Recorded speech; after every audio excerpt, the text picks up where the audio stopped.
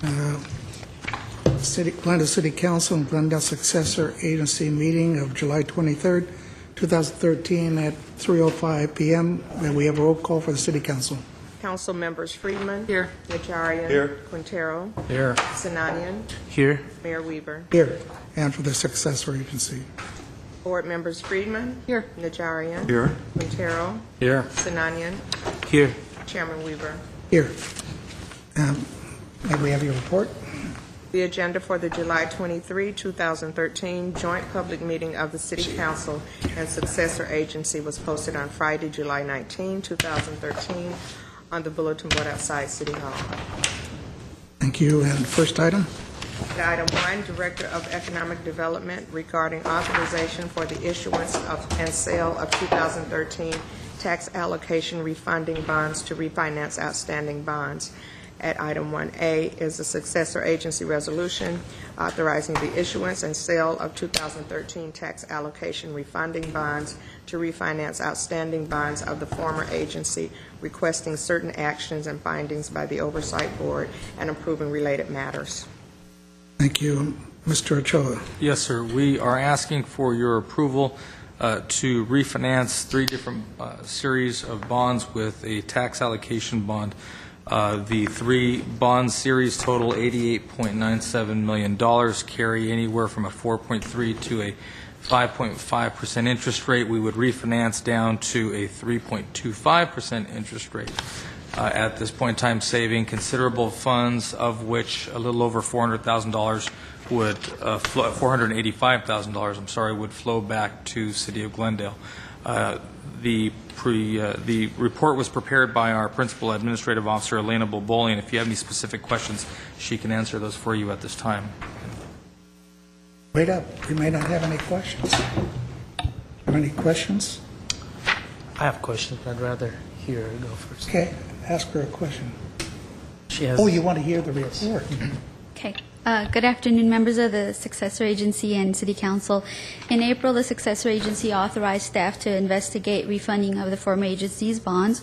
Since then, we have received Oversight Board approval and the Department of Finance approval to continue with this strategy.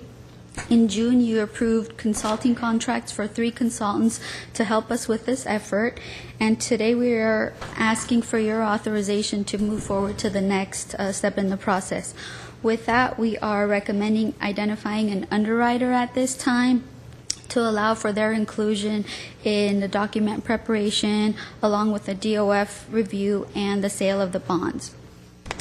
More importantly, we think identifying the underwriter at this time will allow staff to work with them to structure the bonds so that it meets our needs and that we are ready to enter the market when we realize the best rate. As the staff report indicates, we could do a request for proposal process. However, we are recommending not to do that because we think the attributes that we would be looking for in a consultant, this group already possesses, with the highest emphasis on the fact that they've worked on refunding efforts in the dissolution era.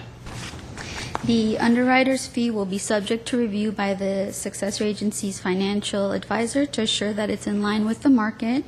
And again, this firm has refunded 3 of the 4 issues post-dissolution, so we think that that's a very favorable qualification that they possess.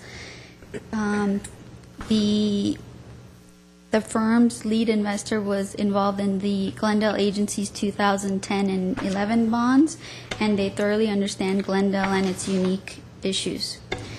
As we've moved down the line with this process, we have identified this as a negotiated transaction because this is a new investment vehicle after the dissolution effort. And so it's not just a simple bond that a lot of investors will understand. And so we are recommending identifying the underwriter and moving forward at this time. Our next steps would be to seek Oversight Board approval with the same action that is in front of you today. Thank you. Any questions? Mr. Najarian. Okay, so what is the savings that we are going to realize by refinancing?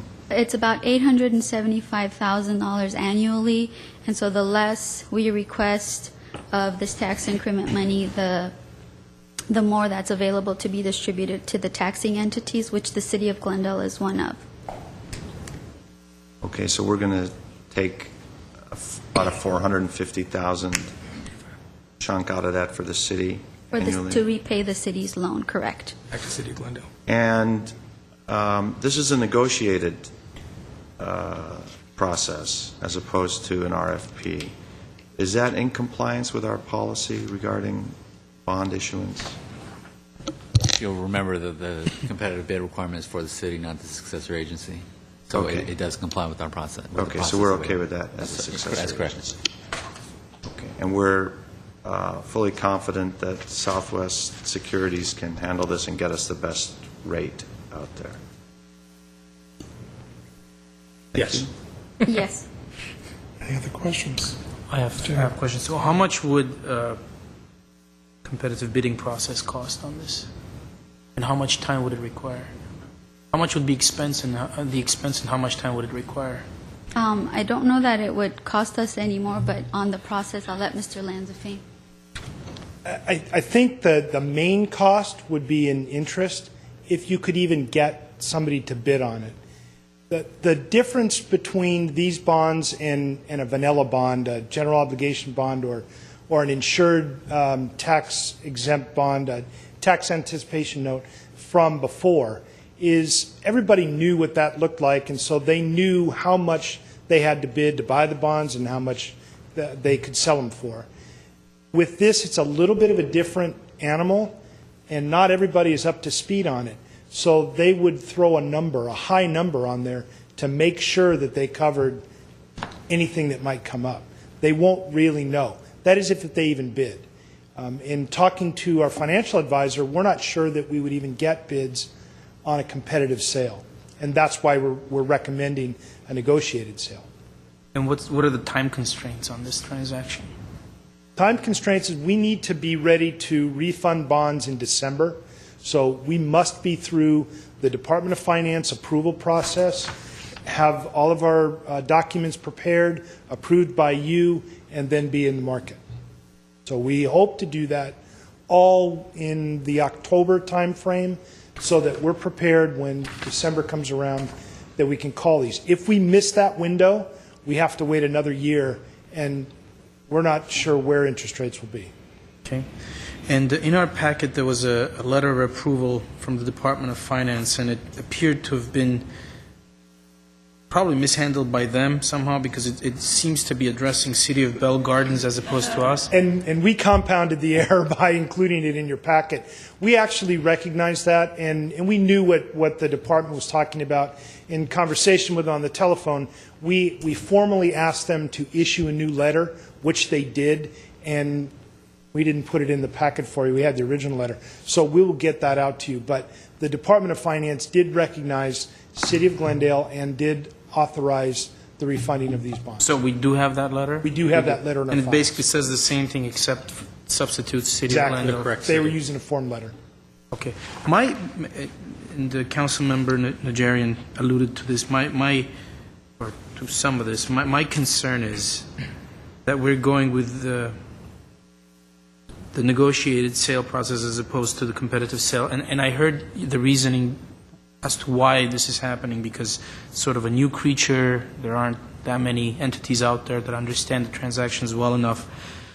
But it appears that there's more than one that's out there that understands, or potentially more than one. As I read the report, it says there are only a few investors that fully understand refinancing the post-redevelopment era. And a few is, I assume, more than one.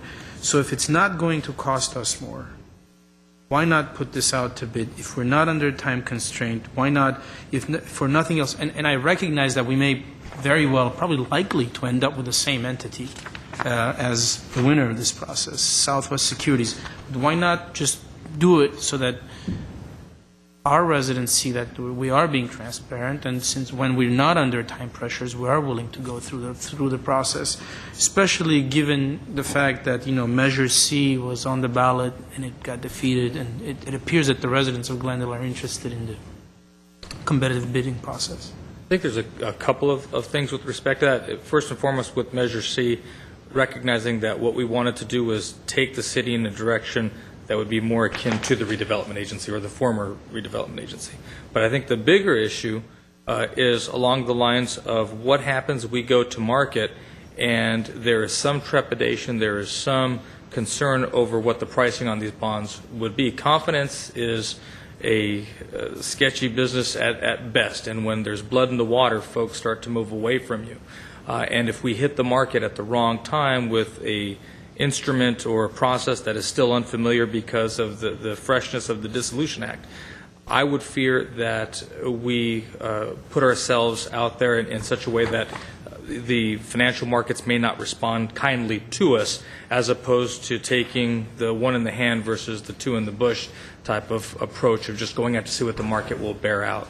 I think at this point, with the experience that we have with Southwest, and I'm happy to say, having worked with them in the past, we know what it is that we're getting, and we know that we will get value for the pricing model that's been submitted. From what I understand, and correct me if I'm wrong, the actual financial transaction itself will not happen until October to December timeframe. So whether, as far as the volatility of the market, that's not going to come into play one way or another, whether we designate Southwest Securities today or we go through the bidding process and actually end up with a winner. So why does it matter? I mean, how does it make a difference what's going to happen in October with the market if Southwest is going to end up with this today but not going to be able to act on it until October anyway? Well, not knowing what could happen in that period of time and considering the size of this particular issue, I think we want to try and lock down as many variables as possible, because we just don't know what could happen, what might happen. And considering that we can negotiate that fee and will negotiate the fee with them, again, I think we have the opportunity to remove as many variables as absolutely possible, as opposed to saying, well, what might happen in that period of time. We will go out and to the market. I am hopeful, and I do expect that we'll have some degree of stability, but to the extent that we are under time pressure because we need to get this done by December 1st, that is a known fact, and I do think that that could be used against us if we're not careful. More questions? There's Mr. Well, let Quintero. me just say, yeah, I mean, you're making some very good points, Mr. Sinanian, but I'm kind of for moving forward and trying to nail it down, or as much as we can. We all know what's happened in Detroit, and I don't know, the market's so unsettling that, but, you've made some very good points, because really we're not going to be acting on it till much later in the year. Do you want to make a motion on 1A? I'll move 1A. I'll second it. Okay, no more questions, roll call. Board members Friedman, Yes. Najarian, Yes. Quintero, Yes. Sinanian, No. Chairman Weaver. Aye. Okay, we have no more items on here. Is there a move to adjourn for the council So moved? Second. and for the successor agency? So moved. Second? Thank you. Stand adjourned.